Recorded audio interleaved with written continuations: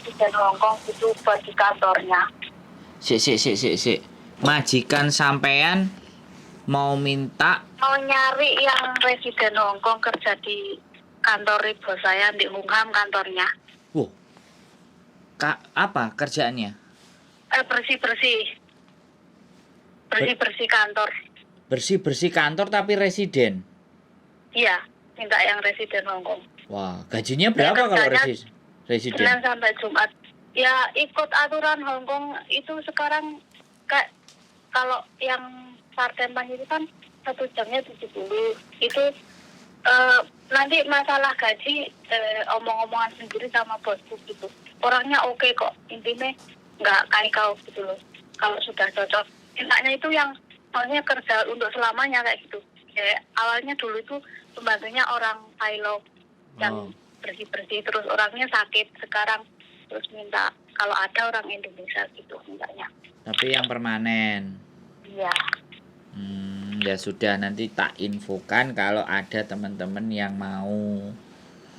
Soalnya teman-teman dari pagi sampai biasanya dulu jam 9 sampai jam 4 kayaknya.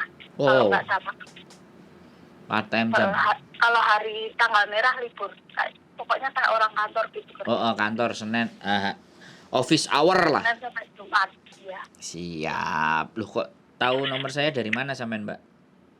Nyari-nyari di YouTube. Aku kan selalu ngikuti Mbak Yuni sampean, Mbak Yuli itu saya ikuti terus, tiap hari ada konten itu saya selalu lihat. Iya. Kayaknya ini ada teman kayaknya kalau gitu saya lupa tanya gitu. Tak catat nomornya sampean ya, Mbak. Kok biar hubungi sampean. Iya. Oke. Gitu aja, Mbak. Cukup? Ya wes gitu aja, sukses selalu, pokoknya aku dukung selalu kontennya sampean. Ya, dikritik, dikasih saran, dikasih masukan. Kayaknya sih bagus semua, nggak ada kritikan kalau saya. Bagus semua kontennya, aku mendukung. Oke. Bantu TKW. Seandainya dulu saya ada masalah itu sudah ada Mas Andro. Itu aku ketulungan. Dulu aku bodoh sekali, dibodoh-bodohin majikan, tapi sekarang kan sudah pinter toh. Sudah pinter sekarang. Sudah pinter. Biarin udah diikhlasin yang dulu-dulu. Buat pengalaman aja. Iya, pastinya sampean kan luar biasa. Semuanya kan belajar. Siap. Iya, kita kan mikir coba juga dulu sudah ada Mbak Yuni, ada Mas Andro, gitu aku ada yang nolong kayak gitu. Ya sekarang ganti sampean yang nolong teman-teman. Kalau sampean ngerti, sampean pinter. Gitulah kepinginnya bantunya kalau lihat YouTube ada iklan nggak aku skip biar kalian cepet bisa nolong teman-teman yang masih kesulitan. Gitu. Terima kasih. Ya mudah-mudahan nanti kan kita bisa dapat jadi harapannya teman-teman untuk bisa membantu yang bisa kita lakukan dan semampu kita. Gitu Mbak, luar biasa sampean ini. Iya, makasih. Mantep. Ya wes gitu aja ya Mbak, tak catat nomornya sampean ya. Asmane siapa sih ya nyari yang residen? Ya. Siap. Kalau ada kesempatan nanti tak main ke tempatnya Mas Andro. Wah, seneng saya nek sampai main ke sini. Aku nunggu curhatnya sampean nanti biar teman-teman bisa belajar.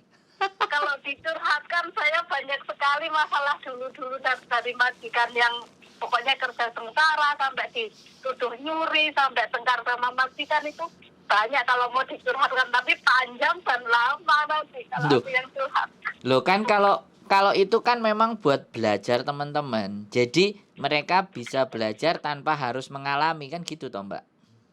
Oh iya. Iya, jadi kalau sampean bisa memberikan pembelajaran supaya mereka tidak mengalami kesampaian, berapa pahalanya itu ditonton sama orang banyak dan mereka jadi ngerti, mereka jadi tahu, kan itu namanya ilmu yang bermanfaat.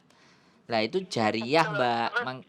Iya, jadi tahan banting ya di Hong Kong ya. Nah, jadi biar yang nonton anak baru-baru semuanya itu kalau ngelihat perjuangannya sampean, jadi dia walah wong Mbak Iku sampai koyok ngono bisa, kenapa aku tidak? Kan jadinya kayak gitu tuh.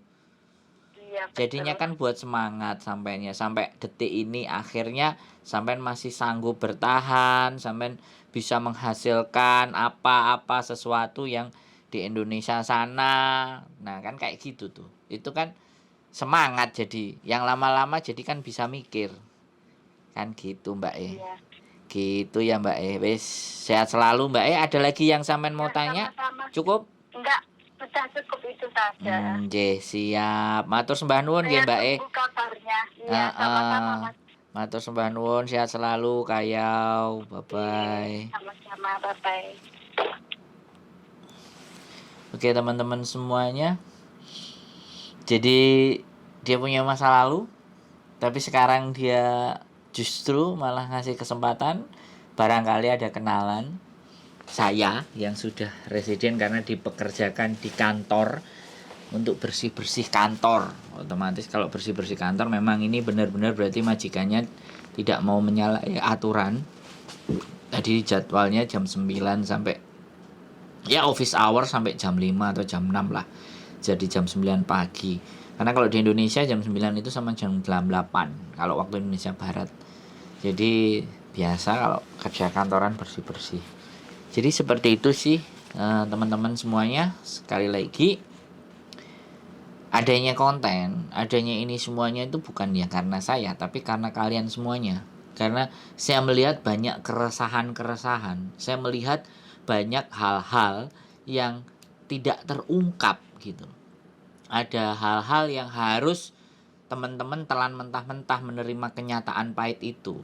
Nah, saya di sini berkonten itu tujuannya kenyataan-kenyataan pahit yang terjadi itu yang sekarang sebaiknya kita minimalisir dan kita mendapatkan pembelajaran dari yang sudah mengalami sebelum-sebelumnya. Akhirnya yang sesudah-sesudahnya itu bisa berpikir, yang sesudah-sesudahnya bisa mengatur strategi. Bagaimana saya harus bersikap, bagaimana saya harus bertindak, dan bagaimana saya harus menyikapi. Sebenarnya tujuan konten kami adalah ke sana. Tapi sekali lagi, pro dan kontra itu sudah sangat tidak bisa kita hindari. Makanya selalu jargon di bagian depan saya adalah ambil yang baik, buang yang jelek, mari kita belajar. Jadi karena sekali lagi baik dan buruk, benar dan salah itu satu paket. Tinggal bagaimana kita mengambil sisi dan nilai baiknya dan kita membuang nilai sisi yang buruk atau yang tidak baiknya. Jadi sekali lagi teman-teman menceritakan apa sesuatu yang kalian alami itu sebenarnya bukan sebuah aib. Ya. Jadi itu bukan sebuah aib, tapi kita mau orang itu bisa belajar dari pengalaman kita. Dan kalau kalian sendiri yang bercerita, orang tidak akan percaya. Tapi kalau saya yang menanyai kalian, saya yang menginterview kalian, saya yang ngobrol dengan kalian, dan kalian bercerita kepada saya, orang di luar sana akan melihat. Jadi seperti itu.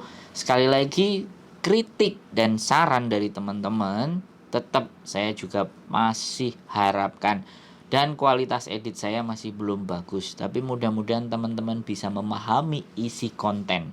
Sekali lagi, penampilan memang bagus, tapi kalau tidak ada isinya kan sayang.